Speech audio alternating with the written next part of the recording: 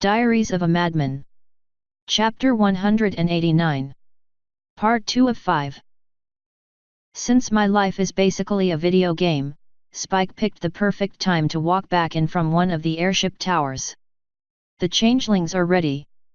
You're free to go, I said with a nod. Have fun with Colgate. She's quite the character. That's for sure, Spike muttered. Come on, then, Gilda said. Get a move on. The pirates started ambling over to the tower. Gilda and Spike waited until they were all in before following. I guess that's that. Now I have some crew for my biggest airship. I'm looking forward to seeing what they say when they see the ship, Aqua said. And better yet, when they see what else is working on that ship. They'll live. I walked back into the sunroom and over to Silver's table. So how did the whole cutie dream thing go? Well, she apologized for being utterly insane, Silver said. But then kinda ruined it by asking me out again. Thankfully, she actually took no for an answer this time. She also apologized for selling us a haunted house and was really intrigued when I told her that Zekora was going to expel the spirits. What is she going to do now? I ask. Try to win back any clients she lost while she was losing her mind, Aqua said. I suppose her life will continue as usual. Good, so we'll hopefully never have to deal with her again. When are you leaving for your vacation? Tomorrow morning, Silver said. I needed to finish a few important loose ends and I wanted to spend some time thinking about where to go. I plan to leave right after breakfast. Cool beans. I'm heading back upstairs. If any more people come to bother me, let me know. As you command, my lovely little lady, Aqua said. Brooke, would you slap her? Sorry, but I'd rather not, Brooke said. Fine. Aqua, slap yourself. She sighed and slapped herself upside the face. My work there was done, so I walked back upstairs. I didn't realize it until I got back to my room, but apparently my slave followed me. Why are you here? I asked when she closed the door for me. To keep you company, she sweetly said. And to keep you safe. Whatever. I walked over to the laptop and popped it open. You know, if you let me absorb everything in the laptop, I could project anything on it straight in your mind. I could stream shows or movies directly to your brain. Neat. Of course, I didn't trust her with all that information, so it was a moot point. The revelation made her turn dark blue and scuttle out of sight. Unfortunately, out of sight meant behind me. Her tendrils placed themselves on my shoulders. What are you doing? Rubbing your shoulders. You're always so tense, my lady. Oh. Just checking. She continued. Honestly, it felt pretty nice. You know, I would be happy to do this however you would like. Or wherever you would like. Noted. Not that I'd ever be desperate enough. I know exactly what you want and how you want it, my lady. I could play your body like a fiddle, do things to you that you've only ever dreamed of. Noted. Once she was finished with my shoulders, she moved down to my back. How low would you like me to go, my lady? She whispered in one of my ears. You'll know when to stop. Though it might be a lot sooner than you'd like. You would never need to worry about judgment, she said. You would never need to worry about me spilling your secrets. I only want what you want, my beautiful lady. Got it.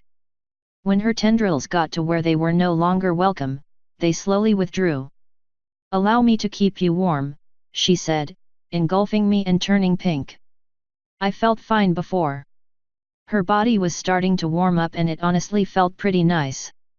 Why are you doing this? Because I want to show my appreciation to the best host ever. Of course. And you're sure it's not just to annoy me? I would never dream of it, she said. She finally engulfed my entire lower body and I felt the heat going to my privates. Comfy. Yes. Apparently surrounding me completely wasn't enough, because she started to sing. Her voice wasn't as pure as Flo's, but it wasn't completely terrible. After about half an hour, someone knocked on the door again. Once more, it was proven moot by the door opening. Doppel poked her head in. "Twilight is here to see you, my lady. Send her up." Twilight's magic surrounded the door and it opened the rest of the way, letting her trot inside. Her hooves faltered a few steps in. "Why is Aqua on you?" "She's showing her appreciation to the best host ever," I said. "It also came with a massage." "Hey." She walked in further so she could kiss me. "It's good to see you again, Navi. It's pretty baller to see you, too. Would you like anything brought up?" Doppel asked. "Nah fam, it's cool," I said. She curtsied and pulled the door shut. "So I spoke to Celestia," Twiggles said. "It was eerie. Tell me about it." "Not a mannerism out of place. She reminds me of how she acted when I first met her, back when she was still pretending to be a good person. Honestly, it put me off a little, until I realized she actually wasn't faking it this time." "If she is, she's doing a much better job," Twilight said. "I tried to trip her up a few times, but no luck. She seems solid. I think this might have been the best choice after all." "Of course it was," I said. "It's the one I picked." "Right, of course. Because you totally have a track record for good, healthy choices. So, is she willing to continue teaching you?" "More than willing." She was insistent. "Apparently the new lesson plan will include true magic, but she's going to ease me into it slowly." "Awesome. Are you rethinking marrying her?" "No. She seems quite taken by you, though. She asked quite a few questions about my special some human. She asked me quite a few questions about myself, too. I don't know what she said to Luna, though. I'll be spending a lot of time with Celestia while you're in the coma," she said. "I think she'll need a little help adjusting. Try to get Luna to spend some time with her, too. You know, if you're willing to spend enough time with Luna to tell her." Doppel told me Luna was asking her some very strange questions last night. Questions about collars, for some reason. Weird. "So how are the books about the trip going?" "Very well. Princess Gilda was actually reading the first one over for me, but I see that she's not here. I'm pretty sure she went to the bunker. Speaking of, I have some peeps I'll need to have shipped there. If you're around when they get back, would you mind?" "What kind of peeps?" she asked. "I hired some crew members for the big airship." "Oh, good." Celestia also had quite a few questions about the bunker. It was surprising how much she already knew. She was talking like she had been there with us. "I think she'll probably want a tour soon. She'll also want to meet Jonathan." "I can arrange for both of those while you're out," she said with a nod. "Have you decided for sure when you want to do it?" "Sometime after this glass empties," I said, pointing at it again. There were probably about 2 or 3 hours left. Hopefully I'll have time to finger one of my paramours before then. "I was thinking about that, actually," she said, grinning. "It was so nice of you to be a pony for me during the festival. I think maybe it's time I finger you instead." "Are you saying?" Her horn lit up and she concentrated for a moment.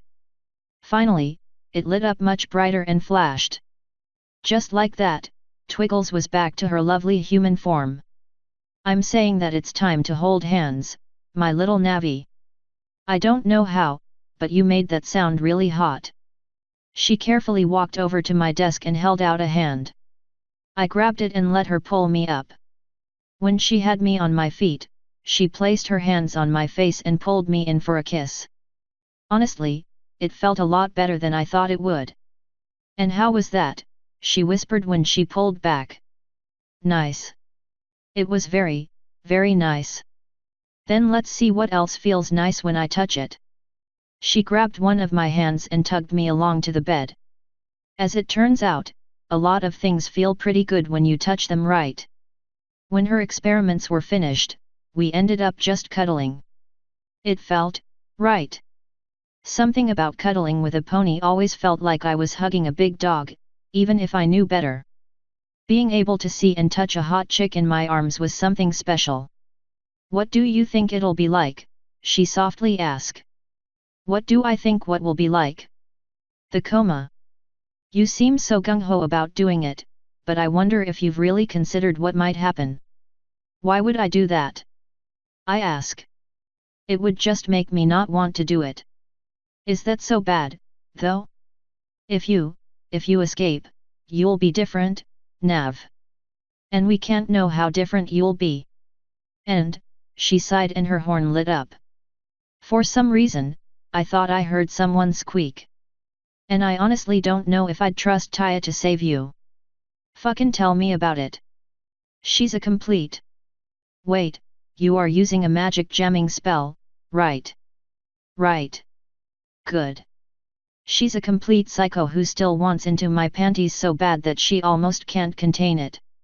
What Aqua did just kicked it into overdrive. I'm utterly terrified of what might happen if my filly gets access to my brain. Well, that isn't at all what I wanted to hear. "How do you plan to tell Taya you want someone else to do it?" I was thinking about just asking Athena and Hera to not let her. If I can't figure my own shit out, maybe I'm better off locked away for good. At least that way, Discord can't get me. That's a terrible idea for a lot of reasons. If you don't tell her, she'll feel incredibly betrayed. Plus, the world needs you.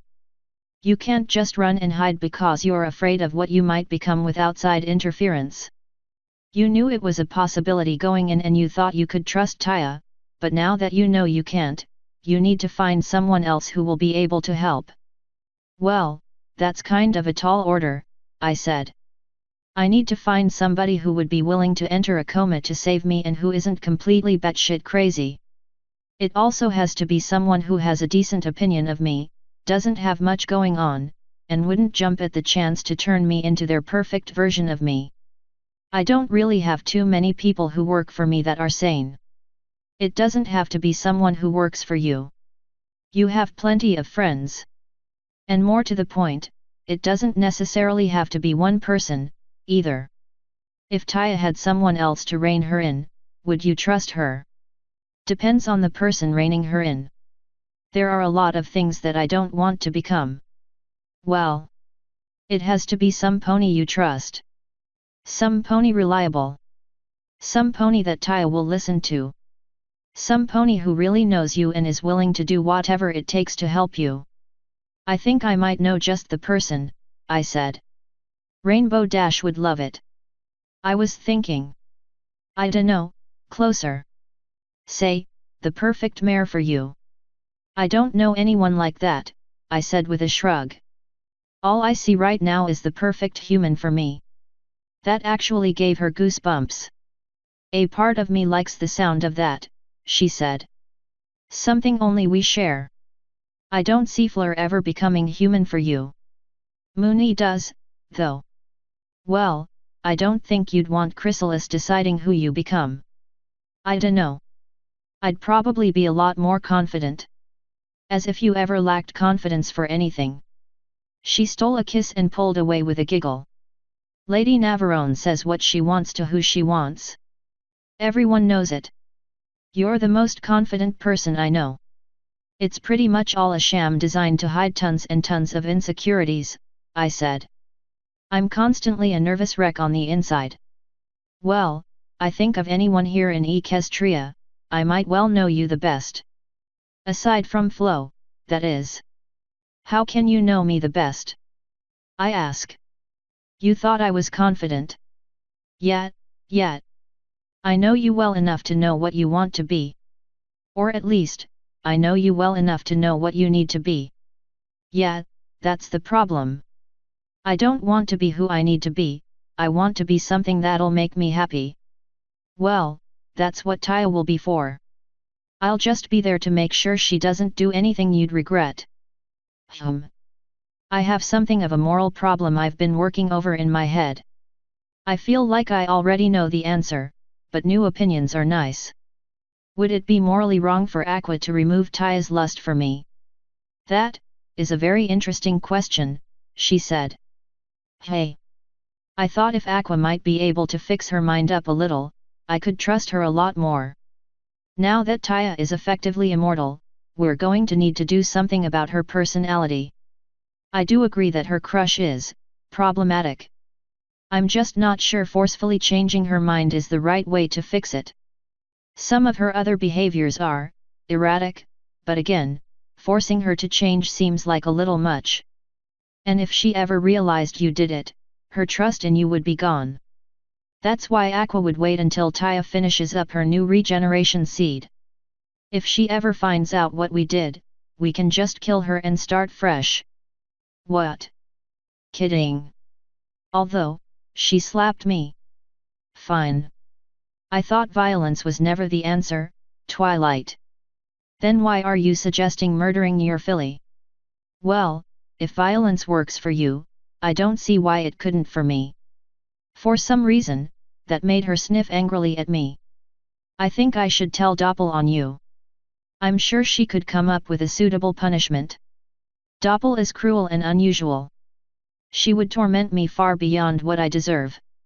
Good. She tried to pull away, but I wouldn't let her. Although this bed is pretty comfy. It's the bum diggity, I whispered as I leaned forward to smooch her. That got her mind off my ultimate backup plan, thankfully. Right as my hands started reaching somewhere lower, a frantic knocking kinda ruined it. I pulled back in time to see Doppel poking her head in. My lady, Princess Celestia is here to see you. What the fuck? Like, in person? Yes. Shit. I'll be down in a few minutes. Tell her I was in the middle of sexing down her student. I'll tell her you were in the middle of something, Doppel said with a nod. She pulled her head back out and closed the door behind her.